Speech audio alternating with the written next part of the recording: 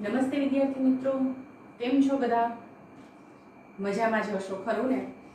આજે આપણે ધોરણ 9 વિષય સામાજિક વિજ્ઞાન જેમાં ચોથું ચેપ્ટર શરૂ કરીએ છીએ. જે ચેપ્ટરનું નામ છે ભારતની રાષ્ટ્રીય ચળવળ. બરાબર? એટલે કે ભારતની રાષ્ટ્રીય ચળવળ એટલે શું? તો વિદ્યાર્થી મિત્રો, આપણે શરૂઆતમાં જ લેસન ભણી ગયા છીએ કે ભારતની અંદર વિવિધ યુરોપી પ્રજાઓ વેપાર કરવા અર્થે આવી હતી અને ધીમે ધીમે વેપારી મટી અને શાસક બનતી ગઈ. બરાબર? હવે આ લોકો જ્યારે વેપારી મટી અને શાસક બન્યા ત્યારે આ અંગ્રેજો જે છે યુરોપી પ્રજાઓમાં જે આ બધી પ્રજાઓ આવી હતી, ફ્રેન્ચ, વલંદાઓ, અંગ્રેજો, ડચ લોકો, તો એ બધામાં સૌથી શક્તિશાળી પ્રજા છે અંગ્રેજો સાબિત થયા અને છેલ્લે સુધી અંગ્રેજોનું વર્ચસ્વ છે એ ટકી રહ્યું. બરાબર? તો અંગ્રેજો છે ધીમે ધીમે વેપારી મટી અને શાસક બન્યા અને ભારતની અંદર આખા ભારતમાં ધીમે ધીમે એમણે પોતાનો પગ પેસારો કર્યો. મતલબ કે આખા ભારતની અંદર એમણે પોતાનું વર્ચસ્વ જમાવી દીધું અને ભારતના ભોગે ઇંગ્લેન્ડને સમૃદ્ધ બનાવવાના પ્રયત્ન શરૂ કર્યા. પરિણામે આપણે એક કહેવત છે કે સ્પ્રિંગ જેમ દબાવો એટલી જ જોરથી એ ઉછળે છે. અહીંયા અંગ્રેજોએ પણ કંઈક એવું જ કર્યું કે ભારતના લોકોનું વધુને વધુ શોષણ કરતા ગયા. પોતાની જે સ્વાર્થ વૃત્તિ છે વધુને વધુ પ્રબળ થતી ગઈ. પરિણામે ભારતની પ્રજા છે એની અંદર એક જુવાળ ફાટી નીકળ્યો અને એ જુવાળ હતો કે કોઈ પણ ભોગે અંગ્રેજોની ગુલામીમાંથી સ્વતંત્ર થવું. અને એ સ્વતંત્રતા મેળવવા માટે જે કાંઈ પણ આંદોલનો કરવામાં આવ્યા એમને કહેવાય છે ચળવળ. અને જે ભારતના લોકોએ કર્યા હોવાથી એમને નામ આપેલું છે ભારતની રાષ્ટ્રીય ચળવળ. એટલે કે આ જે ચળવળ છે, આ જે આંદોલન છે, ફક્ત ભારતના કોઈ એક ક્ષેત્ર પૂરતા મર્યાદિત નહીં પરંતુ સમગ્ર ભારતની અંદર વ્યાપેલા હતા. સમગ્ર ભારતની પ્રજાઓએ એક સાથે મળી અને આંદોલન કર્યા હતા. એના લીધેથી એમને કહેવાય છે ભારતની રાષ્ટ્રીય ચળવળ. વિદ્યાર્થી મિત્રો, તમને ખ્યાલ હશે ધોરણ 8 ની અંદર તમે ભણી ગયા 1857 નો સંગ્રામ, જે ભારતનો પ્રથમ સ્વાતંત્ર્ય સંગ્રામ હતો. ભારતની અંદર ઈસવીસન 1600 ની શરૂઆતમાં અંગ્રેજો છે ભારતની અંદર વેપાર કરવા અર્થે આવે છે. ભારતની અંદર પોતાની વેપારી કોઠીઓ સ્થાપે છે. ધીમે ધીમે વેપારી મટીને શાસક બન્યા અને પહેલું એને કામ કર્યું 1757 નો જે સંગ્રામ થયો સિરાજ ઉદ્દૌલા અને અંગ્રેજોની વચ્ચે, જેની અંદર સિરાજ ઉદ્દૌલાની હાર થાય છે અને અંગ્રેજોની જીત થાય છે અને અંગ્રેજો છે બંગાળની અંદર પોતાનું વર્ચસ્વ જમાવે છે. ત્યારથી શરૂ કરી અને 1857 જે આપણો પ્રથમ સ્વાતંત્ર્ય સંગ્રામ કહેવાય છે એ 100 વર્ષની અંદર 100 વર્ષનો જે સમયગાળો છે એ સમયગાળામાં સમગ્ર ભારતની અંદર પોતાનું વર્ચસ્વ છે એમને સ્થાપી દીધું હતું. વિદ્યાર્થી મિત્રો, આપણને ખ્યાલ જ છે કે 1857 નો સ્વાતંત્ર્ય સંગ્રામ છે શા માટે થયો હતો? તો એની પાછળ આર્થિક, રાજકીય અને સામાજિક કારણો, ધાર્મિક કારણો છે જવાબદાર હતા. અંગ્રેજોએ કોઈ પણ ભોગે સામાજિક, આર્થિક, ધાર્મિક, રાજકીય બધી જ બાબતની અંદર દખલગીરી શરૂ કરી હતી અને ભારતની પ્રજાનું શોષણ કર્યું હતું. અને એમાંથી છૂટવા માટે 1857 નો જે સ્વાતંત્ર્ય સંગ્રામ છે શરૂ થયો. અને 1857 નો સ્વાતંત્ર્ય સંગ્રામ શરૂ થવાનું એની પાછળનું તાત્કાલિક કારણ એનફિલ્ડ રાઇફલ, જેને આ લશ્કરની અંદર વાપરવા માટે મૂકવામાં આવી હતી.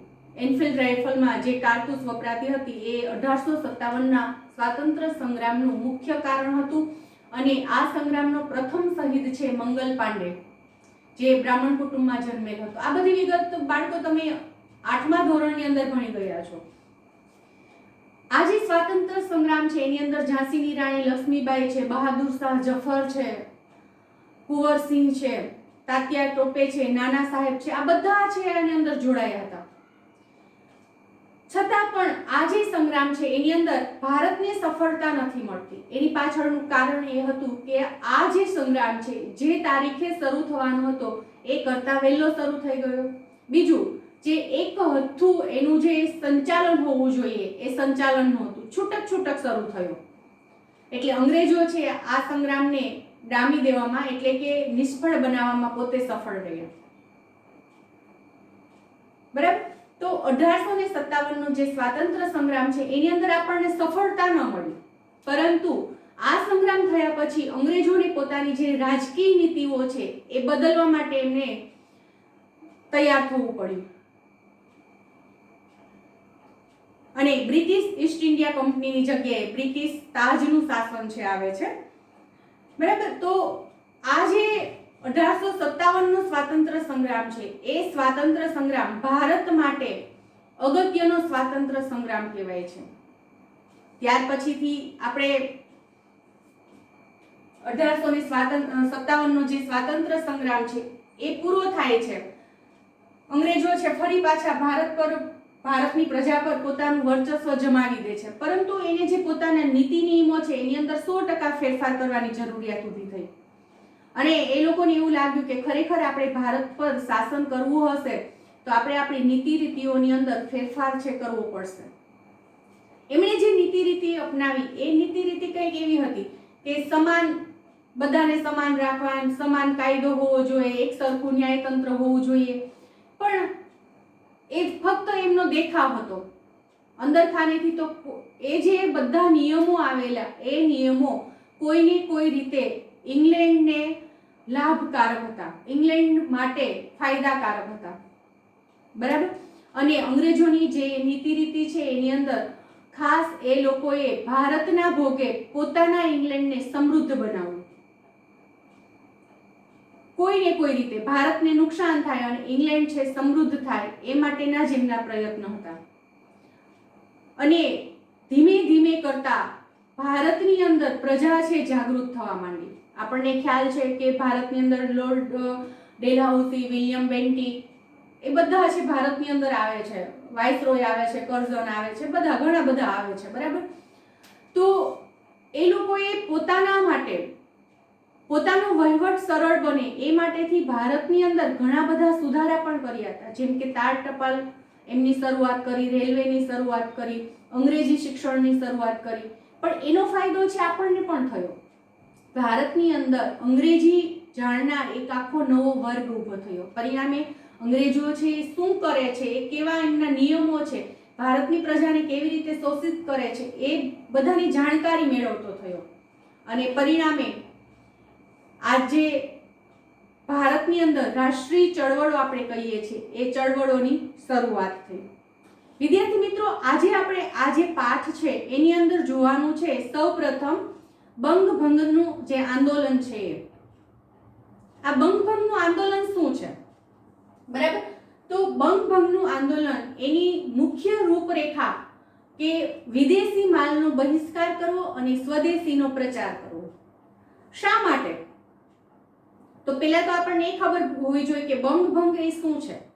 બંગભંગ એટલે કે બંગાળના જે ભાગલા પડે છે 1905 લોર્ડ કર્ઝન દ્વારા, તો એ બંગાળના જે ભાગલા પડે છે એ ભાગલાનો વિરોધ થાય છે. ભારતની પ્રજા નથી ઈચ્છતી કે બંગાળના ભાગલા પડે. બંગાળના ભાગલા રદ કરવા માટેથી આ જે આંદોલન છે કરવામાં આવે છે અને એનો મુખ્ય હેતુ છે વિદેશી માલનો બહિષ્કાર અને સ્વદેશીનો પ્રચાર. આ એમની મુખ્ય ઘટના છે. હવે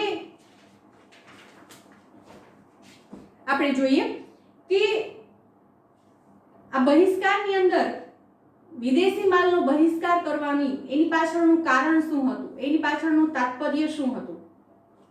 તો એની પાછળનું તાત્પર્ય એ કે અંગ્રેજો છે એમને એવું લાગ્યું કે ભારતની અંદર જો આપણે શાસન કરવું છે તો ભારતની અંદર ભાગલા પાડો અને રાજ કરો. અત્યાર સુધીમાં આ જે સમયગાળો પસાર થયો ઈસવીસન 1600 થી લઈ 1757 માં એ લોકો વેપારી મટીને શાસક બન્યા, બંગાળની અંદર પગ પેસારો થયો અને 1857 નો સ્વાતંત્ર્ય સંગ્રામ, આ બધી જે કઈ ઘટનાઓ ઘટે છે એ સમય દરમિયાન, આટલા વર્ષો દરમિયાન અંગ્રેજોને ભારતની જે રાજનીતિ છે એનાથી એ વાકેફ થઈ ગયા હતા. ભારતની રાજનીતિ એમને મૂળથી જાણી ગયા હતા કે ભારતની જે પ્રજા છે એમને અંદરો અંદર જો લડાવીએ તો આપણે આસાનીથી એમના પર શાસન કરી શકીએ છીએ, શાસન કરી શકાય, બરાબર. એટલે એમનું આ એક પગલું હતું બંગાળના ભાગલા. એ સમયમાં બંગાળ છે ભારતનો સૌથી મોટો પ્રાંત હતો. બંગાળ, બિહાર અને ઓરિસ્સા એક આખો સંયુક્ત પ્રાંત હતો અને ભારતની અંદર જે કંઈ પણ આ રાષ્ટ્રીય ચળવળો થતી હતી, જે કંઈ પણ આંદોલન થતા હતા, એની શરૂઆત છે બંગાળથી થતી હતી. એનો જે વાયરો છે બંગાળથી આવતો હતો. પરિણામે અંગ્રેજોએ બંગાળના ભાગલા પાડવાનું નક્કી કરે છે અને વાઇસરોય લોર્ડ કર્ઝન દ્વારા ઈસવીસન 1905 ની અંદર બંગાળના ભાગલા પાડવામાં આવે છે. એ નક્કી થાય છે. એ સાથે જ ભારતના લોકોની અંદર એક રોષ છે પ્રગટે છે, રોષ ભભૂકી ઉઠે છે અને બંગાળના ભાગલા રદ કરવા માટે આંદોલન થાય છે, જેનો મુખ્ય બહિષ્કાર, વિદેશી માલનો બહિષ્કાર અને સ્વદેશીને અપનાવવું. બરાબર.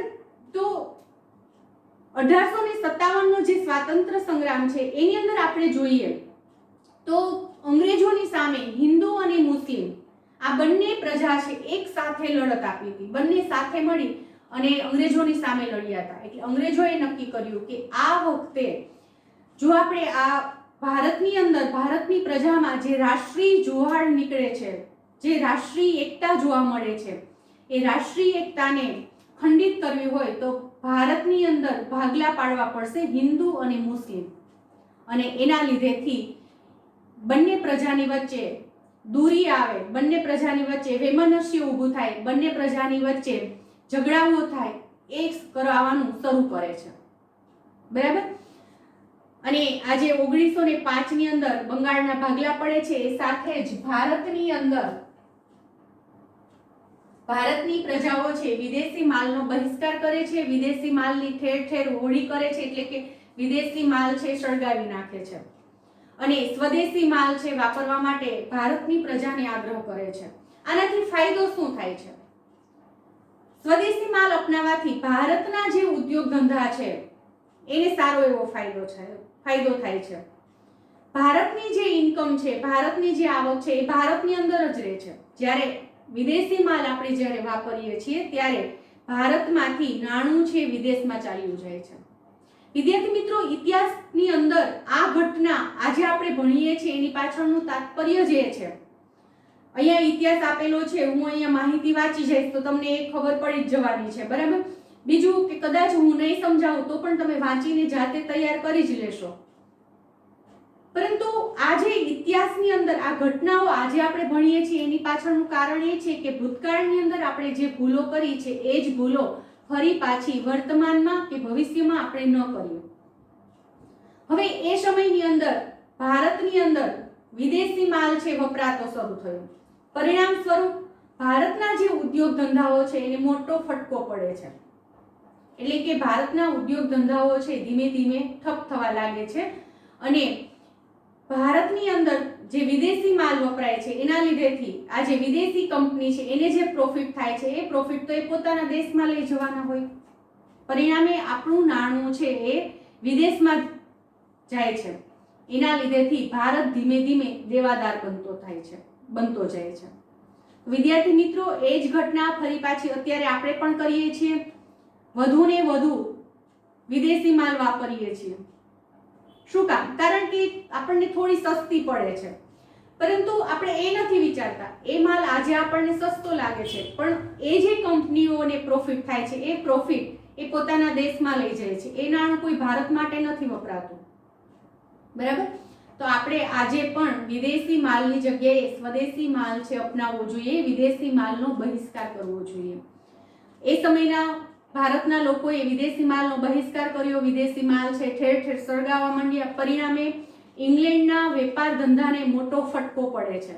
વિદેશમાંથી આવતું કાપડ, વિદેશમાંથી આવતી ખાંડ, એ બધા ધંધાઓ, બૂટ, ચપ્પલ, એ બધાને મોટો ફટકો પડે છે.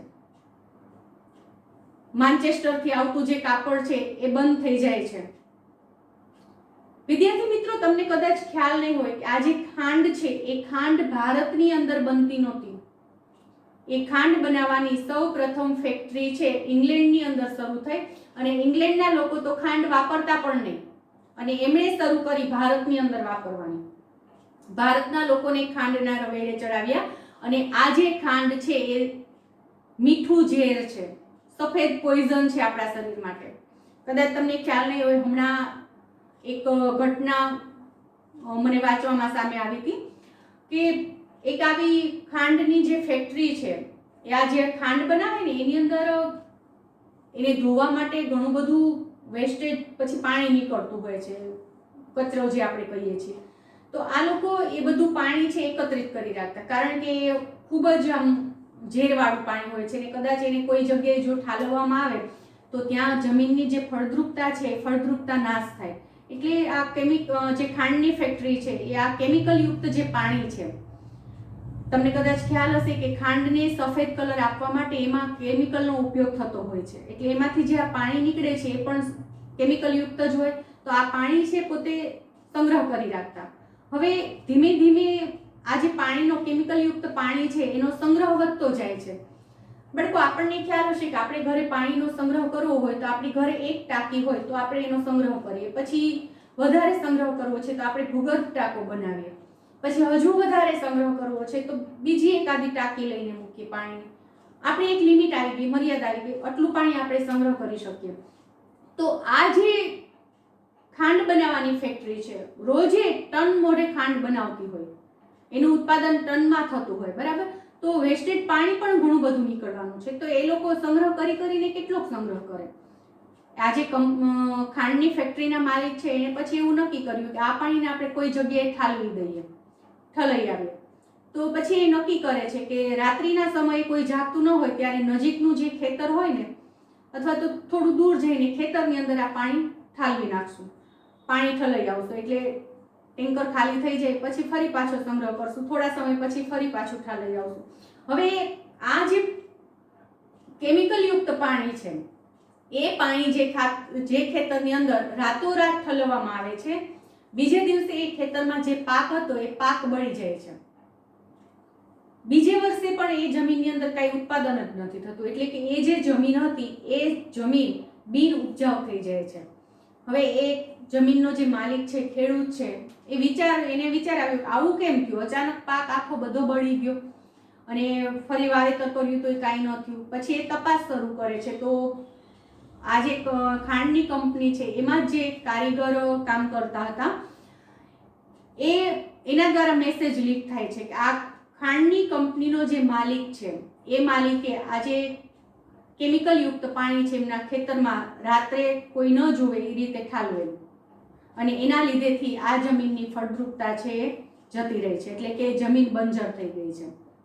પછી એની આખી તપાસ થઈ અને એના પર કંપની પર કેસ થયો, ખાંડની જે ફેક્ટરી છે એના પર. અને ખાંડની ફેક્ટરીના માલિકે છે એ ખેડૂતને એનું વળતર પણ આપ્યું. પણ વિદ્યાર્થી મિત્રો, આ ઘટનાની અંદર વળતર એ કોઈ એનો ઉકેલ નથી. કહેવાનો મતલબ એ છે કે આ જે ખાંડમાંથી ખાંડ બનાવતી વખતે જે પ્રોસેસ થાય છે એમાં જે આ કેમિકલ યુક્ત પાણી નીકળે છે એ પાણી જો જમીન ઉપર આપણે નાખીએ છીએ તો જમીન છે બંજર બની જાય છે, બિન ઉપજાઉ બની જાય છે. તો બાળકો, આ ખાંડ આપણે રોજબરોજ આપણા જીવનની અંદર સવારથી ઉઠીને સાંજ સુધી ખાઈએ છીએ.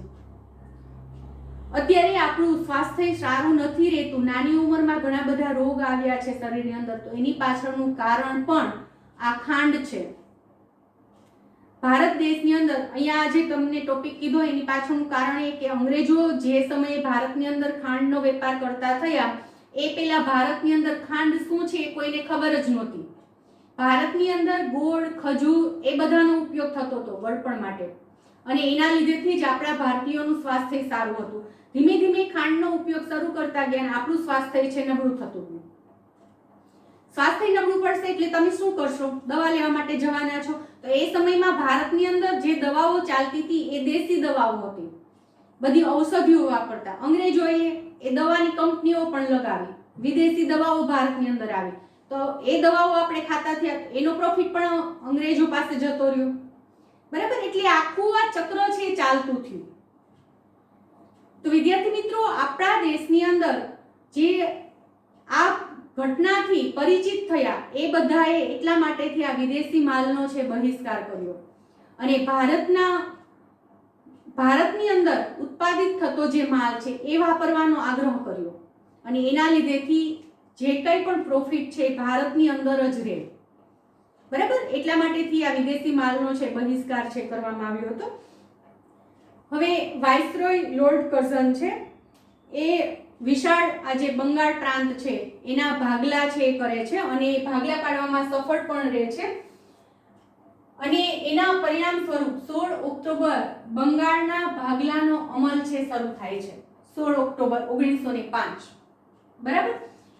હવે આ જે દિવસ છે એને આખા ભારતની અંદર ખાસ કરીને બંગાળની અંદર રાષ્ટ્રીય શોક દિવસ તરીકે ઉજવવામાં આવે છે, એટલે કે બધાએ એકી સાથે મળી અને શોક છે પ્રગટ કર્યો, શોક વ્યક્ત કર્યો અને ઠેર ઠેર વિદેશી માલનો બહિષ્કાર છે કરવામાં આવ્યો, બરાબર। અને સ્વદેશી માલનો ઉપયોગ એનો પ્રચાર છે શરૂ કરવામાં આવ્યો। હવે આ જે ઘટના છે એનું લક્ષણ શું હતું? તો એનું લક્ષણ એ હતું સ્વદેશી ચીજ વસ્તુ અપનાવો, વિદેશી માલનો બહિષ્કાર કરો અને રાષ્ટ્રીય શિક્ષણ અપનાવો, બરાબર। વિદ્યાર્થી મિત્રો, સ્વદેશી અને વિદેશી માલ એ બંનેનું તો આપણને ખ્યાલ આવી ગયો। હવે રાષ્ટ્રીય શિક્ષણ અપનાવવું, ત્રીજું લક્ષણ એ હતું। તો રાષ્ટ્રીય શિક્ષણ શા માટે અપનાવવાનું?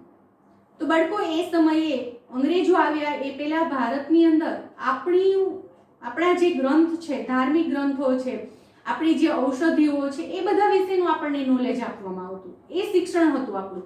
એ શિક્ષણ બંધ થયું, એની જગ્યાએ અંગ્રેજોનું જે શિક્ષણ છે, અંગ્રેજી શિક્ષણ છે એ બધું શરૂ થયું। પરિણામે આપણી જે શિક્ષણ પ્રણાલી છે આખી પડી ભાંગી, જેના પડઘા અત્યારે આપણે પણ જોઈ શકીએ છીએ। અને અંગ્રેજી શિક્ષણ ખરેખર એવું નથી કે સારું નથી, પણ અંગ્રેજી શિક્ષણ છે એને તમે તમારી માતૃભાષાનું જે શિક્ષણ છે એની જગ્યાએ સ્થાન ન આપી શકાય, કારણ કે માતૃભાષાની અંદર જેટલું આપણે પાવરફુલ થઈ શકે એટલા અન્ય કોઈ ભાષાની અંદર શિક્ષણ મેળવી અને પાવરફુલ ના થઈ શકાય। તો અંગ્રેજી શિક્ષણ છે કેવું હતું? એ ખોખલું હતું, એનાથી આપણો કોઈ વિકાસ કરવો હોય તો એટલો બધો વિકાસ ના થઈ શકે। જો ખરેખર આપણે છે ટેલેન્ટેડ થવા માંગતા હોય, વિકાસ કરવા માંગતા હોય, આગળ વધવા માંગતા હોય તો માતૃભાષાની અંદર શિક્ષણ મેળવીએ તો અને તો જ ખૂબ આગળ વધી શકાય, અને અન્ય કોઈ ભાષાની અંદર શિક્ષણ મેળવી અને આપણે ફક્ત ડિગ્રી મેળવી શકીએ, બરાબર, પુસ્તકીય કીડો બની શકાય, પરંતુ જે આપણી અંદર આપણા વિચારોની અંદર જે શિક્ષણનું જોવા મળવું જોઈએ એ ન મળી શકે, બરાબર। એટલે રાષ્ટ્રીય શિક્ષણની હિમાયત પણ કરવામાં આવી। એનું પરિણામ શું આવે છે બંગભંગના આંદોલનનું? તો ઇંગ્લેન્ડના વેપારને નુકસાન થાય છે, ખાંડ, તમાકુ, બૂટ વગેરેની આયાત ઘટી, સ્વદેશી અપનાવવા ભારતની અંદર કારખાનાઓ છે શરૂ થયા, પરિણામે ભારતના લોકોને રોજીરોટી છે મળવા માંડી। અંગ્રેજો એ જે આ પોતાનો માલ ભારતની અંદર વેચતા એનાથી ભારતીયોને રોજીરોટી મળતી, કામ મળતું, પરંતુ એનું ખૂબ શોષણ થતું। અંગ્રેજોને જે પગાર મળતો એના પ્રમાણમાં 7 થી 10 ગણો પગાર ઓછો ભારતીયોને મળતો, એટલે કે જો અંગ્રેજોને 7 રૂપિયા પગાર મળતો હોય તો ભારતીયોને 1 રૂપિયો પગાર મળતો હોય, પેલાને 150 રૂપિયા પગાર હોય તો અહીંયા 7 કે 10 રૂપિયા જ પગાર હોય, આટલો તફાવત છે મળતો, એટલે ભારતના લોકોનું ખૂબ જ શોષણ થતું, એમાંથી મુક્તિ મળે છે અને ખાસ તો ભારતનું નાણું છે બહાર જતું અટકાવી શકાય। પછી આગળ જોઈએ કે એના પરિણામ સ્વરૂપ ઈસવીસન 1911 માં બ્રિટિશ સંસદ એ પુનઃ વિચારણા કરે છે। સેના પર પુનઃ વિચારણા કરે છે? તો આજે 1905 માં બંગાળના ભાગલા થયા એના પર પુનઃ વિચાર કરે છે કે ખરેખર આપણે જે આ ભાગલા પાડ્યા છે એ યોગ્ય છે, એનાથી આપણને નુકસાન થાય છે કે શું? ખૂબ વિચારણા કરી અને એ વિચારણાના અંતે 6 વર્ષ બાદ એટલે કે 1911 માં બંગાળના ભાગલા છે એ રદ કરવામાં આવે છે। બંગાળના ભાગલા રદ તો થયા, પરંતુ એ સાથે ઈસવીસન 1906 માં 1 વર્ષ બાદ મુસ્લિમ લીગની સ્થાપના કરવામાં આવી। વિદ્યાર્થી મિત્રો, મુસ્લિમ લીગની સ્થાપના શા માટે કરવામાં આવી? તો અંગ્રેજોને હવે એવું લાગવા માંડ્યું કે જો ભારતની અંદર હિન્દુ મુસ્લિમ એક થઈ જશે તો આપણે લાંબો સમય સુધી ભારત પર શાસન કરી શકશું નહીં, એટલે એમણે શું કર્યું? મુસ્લિમ લોકોમાં જે આગળનો વર્ગ હતો એ વર્ગને એમને ભડકાવવાનું શરૂ કર્યું અને એમની તરફેણમાં પોતે બોલતા થયા, એટલે કે કોઈ પણ બાબત હોય, કોઈ પણ પ્રશ્નનો ઉકેલ હોય તો મુસ્લિમોની હિમાયત છે કરવા માંડ્યા।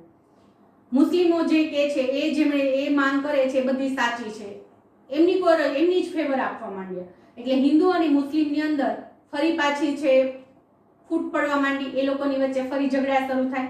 એટલું જ નહીં, પરંતુ એમણે મુસ્લિમો માટે અલગ મતદાર મંડળની માગણી કરી, અલગ મતદાન એમનું હોવું જોઈએ, એ માગણી પણ કરવામાં આવી અને એની અંદર એમને સફળતા પણ મળે છે.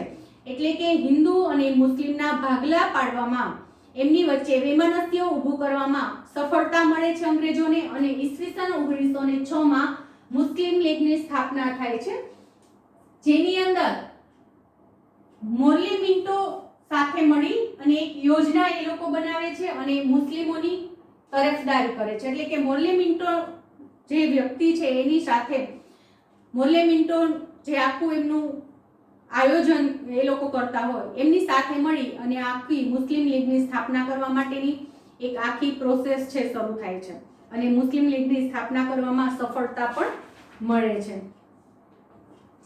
અને મોર્લે મિન્ટોની સાથે હિન્દી વજીર, બરાબર, જે આ મોર્લે અને મિન્ટો, આ મિન્ટો છે વાઇસરોય છે અને આ જે મોર્લે છે એક હિન્દી વજીર છે. એટલે કે આ બંને સાથે મળી અને મુસ્લિમ લીગની સ્થાપના છે કરી છે એમ આપણે કહી શકીએ. એટલે કે એની અંદર મુસ્લિમને અલગ મતદાર મંડળની જે માગણી હતી એ માગણી છે એ પૂર્ણ કરવામાં આવે છે. એટલે કે અલગ મતદાર મંડળ એમને આપવામાં આવે છે અને અંગ્રેજો છે એમની જે કૂટનીતિ હતી હિન્દુ મુસ્લિમ ભાગલા પાડવાની, એમાં એ સફળ થાય છે અને પરિણામ સ્વરૂપ 30 ડિસેમ્બર 1906 ઢાકાની અંદર એક સંમેલન યોજાય છે. એ સંમેલનમાં મુસ્લિમ લીગની સ્થાપના થાય છે, એટલે કે મુસ્લિમ લીગ સ્થપાય છે. એ સમયે મુસ્લિમના ધાર્મિક વડા આગા ખાન, ઢાકાના નવાબ સલીમ ઉલ્લાહ ખાન, વાઇસરોય મિન્ટો અને એના ખાનગી મંત્રી ડનલોપ સ્મિથ એમની ભૂમિકામાં મુસ્લિમ લીગની સ્થાપના થાય છે. એટલે કે મુસ્લિમ લોકો છે એમને જે અલગ મતદાર મંડળ જોઈતું હતું એ એમને પ્રાપ્ત થાય છે અને અહીંથી ભારતની અંદર બે વિભાજન શરૂ થાય છે, હિન્દુ અને મુસ્લિમ, હિન્દુ લીગ અને મુસ્લિમ લીગ, બરાબર, એમ આપણે કહી શકીએ. ત્યાર પછી આવે છે ઉગ્ર ક્રાંતિકારી ચળવળ, એમનો ઉદ્ભવ અને વિકાસ. ઉગ્ર ક્રાંતિકારી ચળવળ એનો ઉદ્ભવ અને વિકાસ.